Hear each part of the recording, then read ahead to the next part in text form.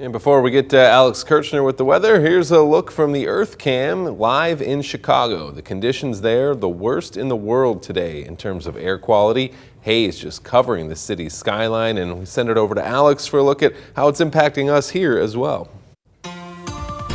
It's pretty hard to see that Chicago skyline, and it was like that here as I was driving into work. I was crossing some of the bridges over the Rock River, and as I tried to look at downtown, it was awfully hard to see. If you look at our WREX camera, off in the distance, usually we can see this line of trees very clearly. It looks fairly foggy because of that haze being so thick, and this is all smoke. There aren't any clouds in place. If we didn't have the wildfire smoke overhead, it will be a clear, sunny day. That's how thick that is, and that's why we're definitely emphasizing how unhealthy the air is. You can see visibility down to a mile in some spots, so that thick smoke definitely causing it to be a little hard to see as you might be driving around later on at night. Air quality map normally updating itself, but right now we're looking at unhealthy to very unhealthy levels of air quality. So basically keep your outdoor activities short, avoid outdoor exercise. You can still go outside, just limit your exposure, take it easy. You don't want to be gulping in that air, but you can still go out and about. You still can walk the dog around the neighborhood. Just again,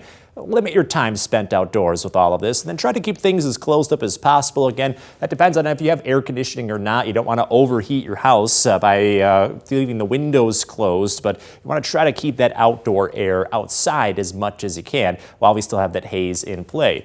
Partly cloudy conditions move in. Might be hard to see with all the hazy weather. Temperatures down into the 50s for tonight, and we'll see a repeat of sorts into tomorrow. May not be quite as hazy as the smoke starts to drift out tomorrow, but still be ready for hazy conditions. Warm weather in the low 80s and a slight chance for some rain showers as we start to transition out of a quiet and hazy weather pattern to a potentially stormy and hotter one going into Wednesday night and Thursday. So about that slight chance for rain. It all comes from a risk for some storms going into Wednesday night. So tomorrow night, as you can see, strong storms possible. Low threat with this. Some storms may miss us to the south, but as you can see, we still sit at about a 1 out of 5 risk for severe weather. That's mostly for hail and wind, but still those storms could pack a punch. Then as we go into Thursday, we have a better chance for strong to severe storms, up to a 2 out of 5 across our backyard. All threats would be possible if those storms are able to come together. Still some uncertainty, and if we can get the ingredients to line up just right, but stay on your toes with all of this.